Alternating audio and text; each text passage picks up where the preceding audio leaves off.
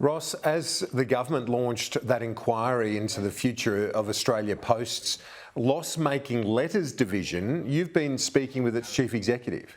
Yeah, Paul Graham is the chief executive, and the real fundamental issue here is that Australia Post has a highly profitable parcels delivery business, including Star Trek Express. But on the other side of it, it's that letters division is basically dying, and this is going to lead Australia Post to its first loss this year since 2017.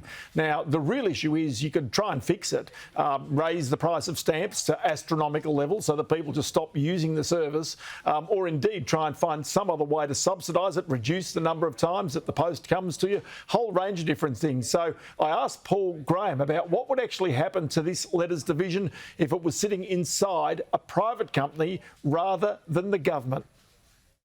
Well, they've lost $189 million in the last 6 months, so I think you can predict what that state would be. But we are a glass half full business.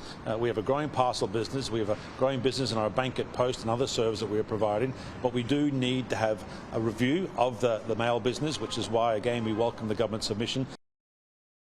And as we're in the last hour of trading, Ross, how have the markets fared? Well, at the beginning, it was actually firmly higher, almost 0.25% higher at the beginning of trading, but it has really drifted off in the last little while. So if we have a quick look at the ASX 200, live prices here, down by about 0.01%. It's flat, all right? You can see it's actually gone off those highs of the early morning and pretty much come around flat. As I say, not too much going on out there on the stock market. A relatively quiet day compared with recent days, at least anyway.